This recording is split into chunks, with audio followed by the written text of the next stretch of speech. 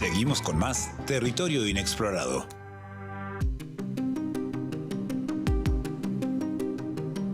Entrevista exclusiva en Territorio Inexplorado.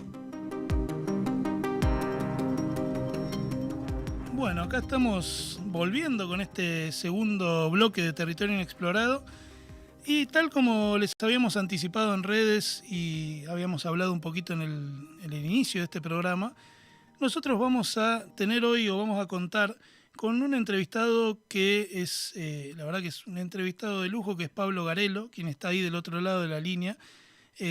Para aquellos que no lo conozcan, les comento que Pablo es el creador, el fundador de una página que se llama Rosca y Tinto, así que pueden encontrarla en Instagram, la pueden encontrar en Twitter, y que tiene un enfoque muy centrado en construir sentido en torno a la identidad nacional y también en el análisis geopolítico. Pablo, ¿cómo estás? Buenas tardes. Hola, ¿cómo están? Muchas gracias por la invitación. La verdad, muy contento de poder participar, de poder estar con ustedes. Bueno, muchas gracias también por sumarte a este programa que nosotros siempre buscamos de alguna manera presentarle a todos los oyentes un desafío en lo que respecta a meternos en temas complejos o que por ahí no tienen mucha divulgación, y en este sentido tu espacio también tiene esta misma orientación, Rosca y Tinto. De hecho, vos actualmente estás haciendo un curso de geopolítica, si mal no recuerdo. Sí, exactamente. Arrancamos con los cursos en marzo, primero de pensamiento nacional, anduvo muy bien, nos sorprendió incluso, y ahora de geopolítica argentina tuvo más de 170 inscritos de todo el país, incluso tuvimos compañeros de Brasil, una mujer de Barcelona y una mujer de Alemania. La verdad nos llamó poderosamente la atención la recepción que tuvo el tema del curso, y eso habla de que la gente también está buscando formación, ¿no? Formación en términos soberanos, formación en términos políticos, formación también en términos de relaciones internacionales. Me parece muy interesante porque, bueno, esto también ayuda a elevar la vara de la discusión pública, ¿no? Así que muy contento. Exactamente, y eso es uno de los puntos que yo te iba a marcar como para arrancar la entrevista, porque la pregunta que te iba a hacer era esta, ¿no? O sea, ¿vos notás de alguna forma que está habiendo una suerte de reacción encarnada en un mayor interés por conocer cuestiones de soberanía, por profundizar conocimientos sobre análisis geopolítico en un contexto en el cual parece haber de alguna forma incertidumbre? Sí, tal cual. Yo lo noto muchísimo eso, más que nada desde la victoria de Milei. Me parece que llegó una incertidumbre muy grande en general en la militancia más vinculada al campo nacional y popular, y hay una demanda enorme de formación. La otra vez hablaba con un librero que decía lo mismo que dice Guillermo Moreno, que hay muchos pibes buscando los libros de Perón en las librerías, que es uno de los pocos libros que se venden así de forma masiva. De hecho, nosotros hicimos también un curso con los chicos de Repliegue, del Aluvión, Cabaret Voltaire, que son otras cuentas amigas, y tuvimos 2.500 inscriptos. Sí era un curso gratuito en YouTube. Entonces fue creciendo a lo loco la magnitud. Y con respecto a la cuestión nacional también, yo por ahí detecto que me parece que lo nacional genera un arraigo, un sentido de identidad, un sentido de pertenencia, que como hoy no está en la política, porque ser peronista lamentablemente ya no implica mucho, los pibes ni siquiera entienden bien de qué va el peronismo, no saben si está más vinculado a Alberto Fernández, que fue lo último que vieron, o si tiene que ver más con el kirchnerismo, o si tiene que ver más con el menemismo, porque capaz su viejo se hizo la casa en los 90, entonces menemista. Entonces yo creo que esta gran confusión, esta gran incertidumbre, propicia la vuelta a los orígenes, que es también preguntarse por la patria, por la historia de esta gran nación, por su actualidad y por supuesto por su inserción en un mundo muy particular, en un contexto geopolítico muy particular, y bueno, eso es totalmente saludable, totalmente sano, poner en el eje, en el centro, la cuestión del interés nacional. Y también una pequeña anécdota, dos pequeñas anécdotas si me permiten. Sí. Yo tuve la posibilidad de participar junto a la Universidad de la Defensa el año pasado, en la gestión de Alberto, de un programa que llamaba Juventudes por la Soberanía, y llevábamos a las escuelas secundarias toda una movida, toda una charla sobre el mapa bicontinental, la importancia geopolítica de Tierra del Fuego, que somos el octavo país más grande del mundo, un país bicontinental, marítimo, etcétera. Primero me sorprende mucho, en parte, el desconocimiento, ¿no? Cómo la educación nacional no inculca los valores soberanos, pero después sí me sorprendió, y para bien, el interés de los pibes, de una manera increíble, un montón de chicos después de terminada la charla acercándose a preguntar qué es lo que había estudiado yo, o dónde se estudia, en qué universidades, todo eso que yo dicté en las 2 horas de charla. Entonces hay un interés, se está despertando un interés en los más chicos, y el otro día me contaba particularmente un amigo que está infiltrado en un grupo de libertarios, y me contaba que le llama poderosamente la atención lo nacionalista que son. Claro. Dice que, por ejemplo, el 2 de abril todos festejando, o lo mismo con algunas fechas muy alusivas, no sé, el Día de la Independencia y demás, que les sorprendía a todos jóvenes, que incluso cuestionaban algunas medidas de Milei que iban en contra del interés nacional, o la foto de Milei con la bandera de Israel y demás. Y fíjate, ¿no? Cómo ha calado, ¿no? Toda la cuestión nacional. Es muy saludable, me parece. Sí, y más en un contexto, o sea, esto que vos decís es bien recibido, en un contexto en el cual esto parece como lo que puede perfilarse en el horizonte de alguna forma es una suerte de experimento en donde parece que a lo que se apunta es un poco a disolver la identidad nacional, no solo la nuestra, ¿no? Y esto es una suerte de lucha que es bienvenida. Sí, exactamente. Bueno, esto ya está muy bien descrito por escritores como Dugin, ¿no? Sí. La cuestión del globalismo que difumina toda identidad nacional, porque es también lo que le conviene a las grandes corporaciones, ¿no? Son corporaciones totalmente volátiles, con un flujo de dinero en términos financieros también totalmente veloces, volátiles, con una lógica de ocultamiento muy grande. Entonces, por supuesto que lo que buscan no tiene que ver nada con la territorialidad, con la identidad, con el orgullo nacional de un país, sino todo lo contrario, un globalismo en términos económicos, pero también que está acompañado de un globalismo cultural, hegemónico, para justamente solventar, porque el gran problema, la otra vez leía unas cartas que le mandaba el embajador norteamericano en Argentina, no recuerdo si al primer ministro yanqui o qué cargo tenía, pero se le quejaba del nacionalismo de Perón. O sea, a lo que los tipos le molestaba no era ni los derechos sociales, lo que más le molestaba a los tipos tenía que ver con el nacionalismo de Perón. Eso estaba reflejado en cartas y demás. Si uno investiga va a aparecer claramente. Y bueno, eso es efectivamente lo que le molesta al imperio.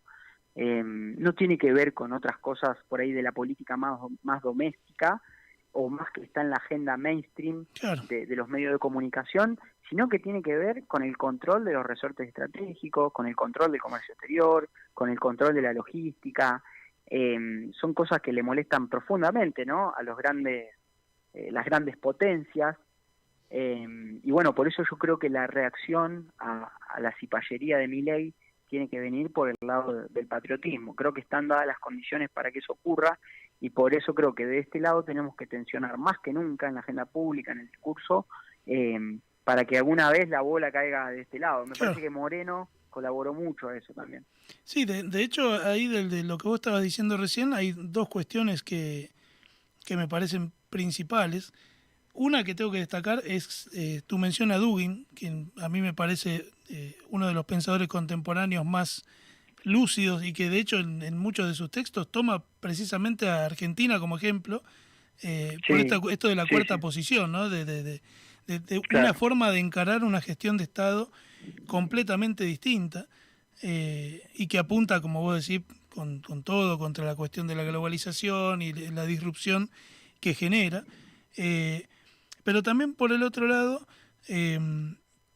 esto que vos decías de cómo muchas veces estratégicamente se nos orienta a nosotros a pensar o a distraernos de alguna forma con tendencias que son más bien superficiales, temporales, y no logramos enfocarnos en lo que importa, que es lo que vos decías, ¿sí? Control de los mercados, control de la economía, de los recursos, de las rutas comerciales y demás. ¿Cómo acá, bueno, mira, ya que estamos con esto de las rutas comerciales y sobre todo la soberanía nacional, Acá hay un chico del streaming que nos dice, Gerardo, te saluda, dice, hola Pablo, ¿por qué crees que nunca hubo ni hay voluntad política para construir el canal Magdalena si técnicamente no es tan costoso? Y dice, muy bueno el curso. No sé si te querés responder esa pregunta. Bueno, Gerardo, le mando un saludo, siempre nos sigue también en Rosca y Tinto, está participando del curso.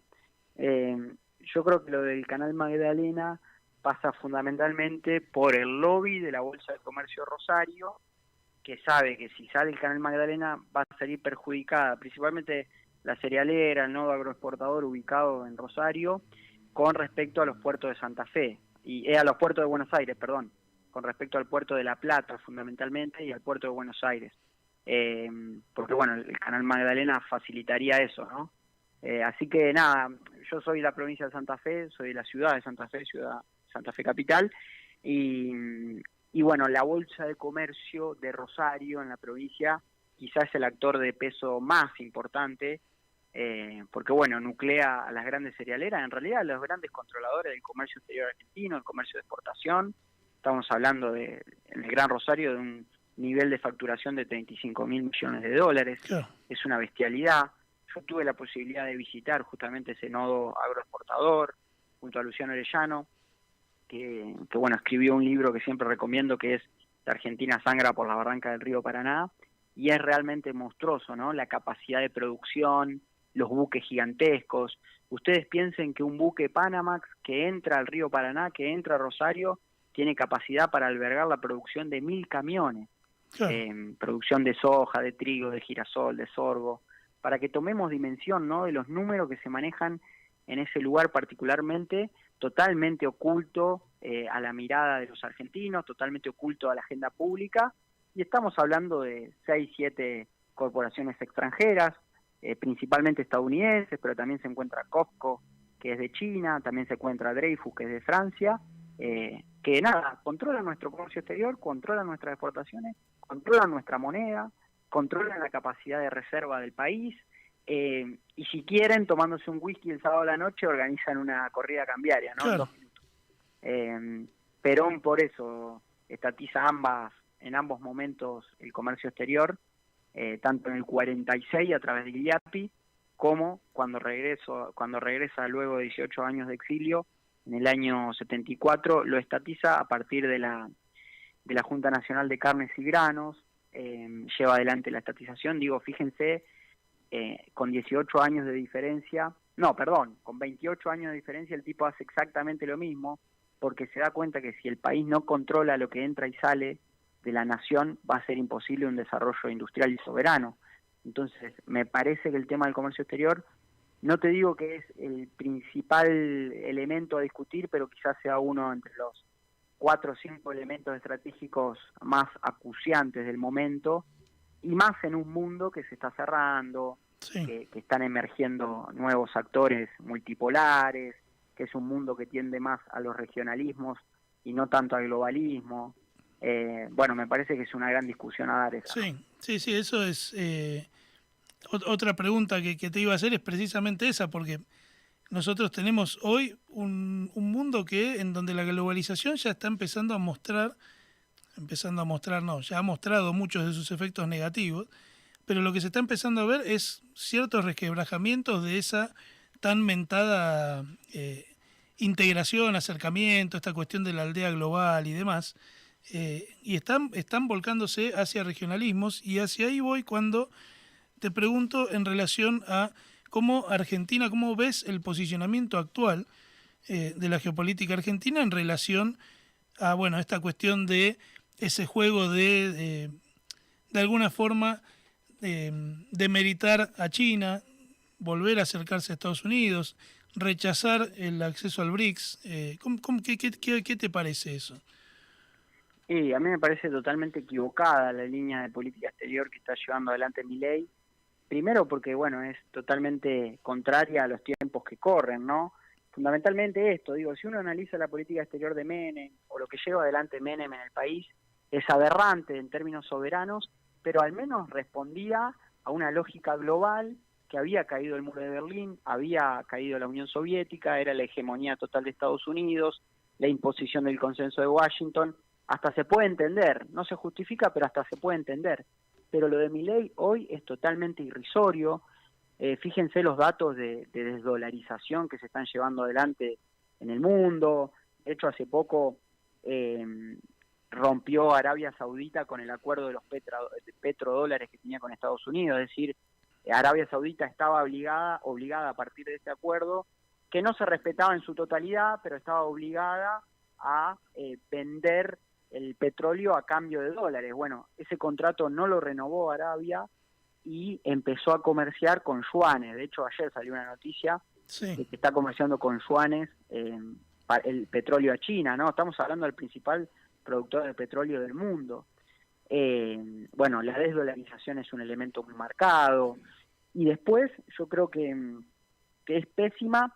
Bueno, salió un autor a hablar en Cenital de hiperoccidentalismo, ¿no? Hablaba él, que es totalmente anacrónico, y de un alineamiento totalmente carnal, que eso es lo más preocupante. Y además un desdén, porque realmente es esa la palabra, un desdén a los pueblos hermanos. Milei no viajó a ningún país del Mercosur todavía, y ya viajó como 5 veces a Estados Unidos, y ya viajó a Israel. Esto de querer llevar la embajada argentina a Jerusalén, lo de Ucrania, bueno, el involucramiento a este equipo de países que están pensando la cuestión de la defensa con respecto a Ucrania, medio metiéndonos en un conflicto del cual no tenemos nada que ver, la provisión de armamentos a Ucrania. Parece que se están firmando tratativas para poder darles el tanque mediano argentino, ¿no?, de producción nacional, poder llevarlo a Ucrania desde Argentina. Es realmente una locura, es irrisorio, es atentar contra la paz de un país que es totalmente pacífico, que no tiene problemas en relación a conflictos bélicos, y bueno, es realmente suicida, además, en el interés nacional. No hay ningún aporte en ese sentido, y menos a partir del crecimiento que ha tenido el BRICS, que se evidencia claramente. Ya reemplazó al G7 en relación al PBI mundial, digamos. Está produciendo más bienes y servicios el BRICS hoy que el G7, cuando históricamente fue al revés. Digo, hay una tendencia profunda en terminar con la unipolaridad occidental, la unipolaridad estadounidense, y Milei al mismo tiempo lleva una relación carnal con todos los lineamientos de Estados Unidos, incluso sin que ellos se lo pidan. Esto es lo más irrisorio y lo más insólito. Ni siquiera te están pidiendo un alineamiento tan absoluto. Claro. Se puede cinturear. Siempre en relaciones internacionales, en la geopolítica, está la capacidad del cintureo, ¿no? Como lo está llevando adelante Lula da Silva en Brasil. Bueno, sin embargo, Milei se alineó de una manera totalmente estúpida, y yo creo que, bueno, esperemos que los argentinos no tengamos que pagar por eso, ¿no? Sí. Y de hecho vos, cuando vos dijiste la noticia, yo te iba a decir también que si mal no recuerdo, ayer o anteayer, el BRICS anunció que va a dejar definitivamente de comerciar con dólares en 2-3 años, si mal no recuerdo. Con lo cual, esto que vos decís, ¿no? Es tratar de agarrarse de alguna forma, o prácticamente más que agarrarse, entregarse a un sistema que está de alguna manera dando sus últimos coletazos, y que marca un poco esto también, ¿no? Porque en ese afán de querer demostrar una alianza, casi la vuelta de las relaciones carnales, nos marca de alguna manera esto del anacronismo y esto de la irracionalidad, de cómo a cambio de aparecer en la foto terminás entregando prácticamente todos los recursos. Si los 90 fueron de alguna forma un descontrol en relación a lo que fueron las concesiones nacionales, hoy por hoy y de hecho si se aprueba el RIGI, si se termina aprobando el RIGI, es complejo. Y acá te llevo hacia el territorio en donde yo estoy sentado ahora, y que vos estuviste trabajando mucho también en tu página, que es lo que tiene que ver con un aparente vaciamiento de la Patagonia, o sea, mezclado con esto de la disolución de identidad, y mezclado con un montón de otras decisiones estratégicas. Pero ¿cómo podrías vos caracterizar eso? O sea, ¿por qué podemos decir que estamos viendo de alguna forma un proceso de vaciamiento del sentir nacional, de la identidad, pero también un vaciamiento estratégico de la Patagonia. Sí. Bueno, ese es un tema clave también. Fíjense ustedes que la Patagonia representa alrededor de un tercio del territorio argentino, y solo vive el 5% de la población. La Patagonia continental sudamericana, sin contar, por supuesto, Antártida e islas del Atlántico Sur, estamos hablando de 800.000 kilómetros cuadrados. Es más o menos el tamaño de España e Italia juntos. O sea, para tener magnitud de lo que estamos hablando, ¿no? Es un territorio totalmente extenso, totalmente grande. Sin embargo, tiene muy poca población y tiene una baja conectividad, ¿no? Y me parece que Milei está justamente profundizando eso. Es muy triste ver, por ejemplo, el tendido ferroviario que existe en la Patagonia, territorio tan inmenso, prácticamente no hay redes ferroviarias, se encuentra una en el Río Negro, en la cuenca del Río Negro, bueno, ustedes en Neuquén también tienen, y una en yacimiento carbonífero Río Turbio, que une la mina con Punta Loyola, en Santa Cruz, pero tiene solo esa función, la mina de carbón estamos hablando, pero después no tenés ferrocarriles. Entonces, un territorio tan inhóspito, tan complicado, tan extenso, ¿cómo no va a tener ferrocarril, que es el medio más efectivo, ¿no?, para unir puntos tan distantes entre sí? Digo, bueno, ya de por sí hay una falta de conectividad. Estamos hablando que, por ejemplo, Tierra del Fuego no está conectada al sistema de fibra óptica a nivel país, y aún así Milei busca profundizar todavía más esta falta de conectividad, por ejemplo, cerrando una cantidad de sucursales del correo. De hecho, si ustedes se ponen a ver, hace poco cerró una en Corcóvado, que es un pueblito de Chubut muy pequeño, tenía un solo empleado, o sea, lo cual no significaba ninguna pérdida económica, no había un déficit ahí, ¿no? Estamos hablando de un solo empleado, pero a la vez era fundamental para que, por ejemplo, los jubilados puedan cobrar su jubilación o su pensión, porque pensemos que el correo, en lugares tan distantes, en lugares tan pequeños, no solo cumple la función de correo, sino también, por ejemplo, cumple la función de un banco, ¿no?, de pagar pensiones, o de trámites muy importantes, o la llegada de encomiendas. Bueno, Milei cerró la única sucursal que había, y por lo tanto las personas tienen que hacer 100 kilómetros para llegar al lugar más cercano donde haya una sucursal de correo. No, para que tengamos la magnitud de lo que está pasando, de algo que es totalmente irrelevante en los medios de comunicación. O sea, nadie está hablando de esto, y al mismo tiempo ese lugar está en una zona de frontera. Después estamos hablando de la misma situación, por ejemplo, en una localidad de Tres Lagos, que se encuentra en Santa Cruz, y es una zona espectacular de glaciares y de agua dulce. Entonces uno empieza a ver en dónde están produciendo los vaciamientos, ¿no? En dónde están produciendo una pérdida de conectividad con empresas estratégicas del Estado como Correo, como Aerolíneas. Fíjense que quisieron privatizar el Banco Nación, que también es el único banco que está en la gran parte de las provincias, en todas las provincias argentinas y en gran parte de las localidades. También lo quisieron privatizar, al final no pudieron. Fíjense cómo atentan contra la poca estructura ferroviaria que queda a partir de Trenes Argentinos. Fíjense cómo disminuyeron vuelos de Aerolíneas Argentinas. Digo, todas las empresas estratégicas del Estado que generan conectividad en el país las están liquidando. La otra vez me contaba un compañero que trabaja en Trenes Argentinos que esto es aún más grave que el menemismo, porque Menem lo que hizo fue ceder los terrenos, concesionarlo a empresas privadas, ¿se entiende? Empresas privadas que iban a ocupar los talleres, que iban a ocupar, bueno, la estructura ferroviaria. Lo que quiere hacer Milei es venderlo directamente, ¿se entiende? Entonces quiere vender, por ejemplo, grandes talleres en diferentes ciudades del país, que por supuesto van a ser comprados por grandes inmobiliarias para hacer negocios, y entonces ahí vos tenés desmontada toda la estructura ferroviaria que había en el país, porque en los 90 deja de funcionar el ferrocarril en muchos casos, pero siguió la infraestructura, ¿se entiende? Siguieron los talleres, siguieron estando. Sí. Si vos los vendés, los liquidás totalmente, lo que ocurre es que te desmontan la estructura ferroviaria y es muy difícil después volver a poder levantarla, más allá de que el tendido ferroviario es muy minúsculo en relación a la Argentina. corremos el riesgo de ni siquiera tener, ¿no? Claro. Lo cual representa una gravedad en un país tan extenso. Estamos hablando de cerca de 200 países en el mundo.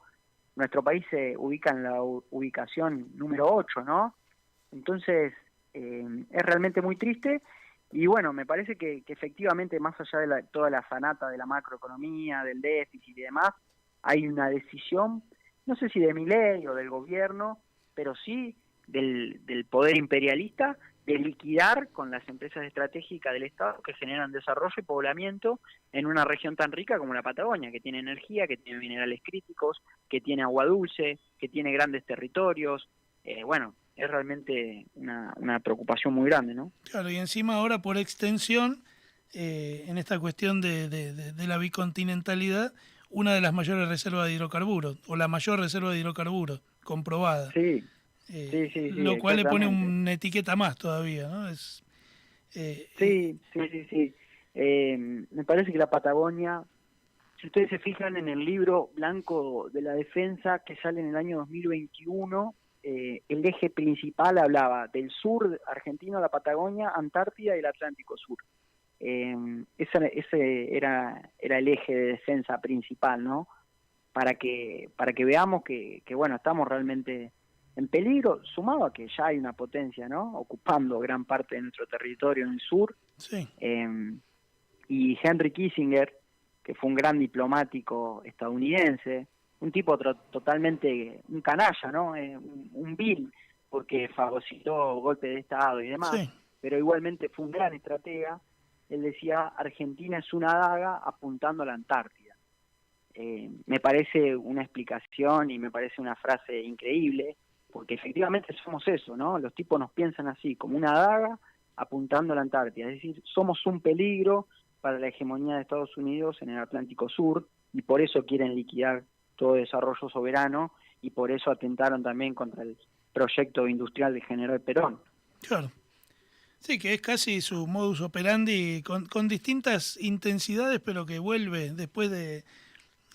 se recicla y vuelve, ¿no? Y en este sentido, y te hago una última pregunta que acá mi compañera del programa nos comparte, que es, en función de esta cuestión del litio, de Elon Musk, que bueno, nuestro presidente fue unas cuantas veces ya a visitarlo, recibir órdenes o sacarse fotos, como querramos verlo. En un momento Elon Musk dijo que, de ser necesario, si había que dar golpes de Estado, los tenían que dar. Y de alguna forma, ¿qué te parece o qué impresión te deja el intento de golpe de Estado de ayer? Como para cerrar, nos vamos del país, pero si tenés alguna apreciación al respecto. Sí, no, la verdad que yo ayer lo vivía con mucha preocupación, mucha angustia, ¿no? Como ya se vivió lo de Bolivia en su momento, porque uno sabe lo estratégico que es el país hermano con respecto al litio y con respecto también al gas. Bueno, de hecho en Bolivia se encuentra el Cerro del Mutum, que es la mina de hierro más grande del mundo. Estamos hablando de un país con mucha riqueza natural, ¿no? Primero fue mucha preocupación, mucha angustia, porque efectivamente dije, bueno, debe haber apoyos económicos, sociales importantes. Después parece que fue más una sonada militar improvisada por este general Zúñiga, con algunos cuerpos del ejército, y no tenía un respaldo económico grande. De hecho, eso se puede evidenciar con el repudio de Áñez o de un opositor como Camacho, que odian al gobierno boliviano actual. Entonces, bueno, después nos quedamos un poco más tranquilos, ¿no? Parece que fue una sonada. ¿Qué es lo que ocurre? Yo creo que tiene que ver también con la interna que tienen Evo Morales y Arce en el país boliviano, una interna muy profunda. Y bueno, como dice el dicho, divide y reinarás, ¿no? Cuando hay fragmentación, cuando hay división en el campo nacional, en el campo popular, los tipos aprovechan, ¿no? Eso es así. Y yo no sé si habrá estado orquestado esto o por la CIA o por Estados Unidos o por Elon Musk, o fue simplemente un arrebato del general Zúñiga, pero evidentemente Estados Unidos se está replegando sobre América Latina porque sabe que ya no controla África, porque sabe que ya no controla, porque hace mucho tiempo que no puede controlar parte de Asia y de Europa del Este. Entonces, naturalmente ellos se van a refugiar en su patio trasero para convertirse en ya no en el hegemón. Yo creo que los yanquis tienen claro que dejaron de ser el hegemón mundial, o lo van a dejar de ser indeclinablemente, pero sí quieren ser un actor importante entre los 4 o 5 más importantes del mundo, ¿no? Y para eso tienen que resguardar lo que creen que es su patio trasero, que es América Latina. Esto está establecido en la doctrina Monroe, y bueno, sus milicos, sus grandes dirigentes políticos se forman en la doctrina Monroe. Entonces, por eso cuando uno dice China o Estados Unidos, bueno, el enemigo es Estados Unidos e Inglaterra. China podrá ser un país imperialista, pero no es el enemigo, digamos. Claro. Incluso me parece que es una lógica de política internacional totalmente distinta. Sí. Creo que si nosotros ponemos el interés nacional por delante, eso nos va a ordenar toda discusión. Así que, bueno, preocupado por lo de Bolivia, parece que al final terminó no siendo tan grave, pero sí, obvio que están al acecho, esto es natural, y más cuando el campo nacional se fragmenta. Claro. Bien, Pablo, bueno, de mi parte la verdad que quería agradecerte porque fue una entrevista muy, muy enriquecedora para todos los que están escuchando. Quería agradecerte por tu tiempo. Y bueno, si querés recordarle a la gente por dónde te pueden seguir, como para estar ahí compartiendo. Sí, Rosca-Tinto es el Instagram, y principalmente producimos contenido ahí, así que los invito a todos que nos puedan seguir. Bueno, te agradecemos mucho, Pablo, y bueno, en alguna otra oportunidad, si querés, podemos volver a charlar. La verdad que muy agradecido. Dale, por supuesto. Muchas gracias a ustedes y bueno, quizá algún día nos podemos conocer personalmente. Bueno, dale, así queda abierta ahí la invitación.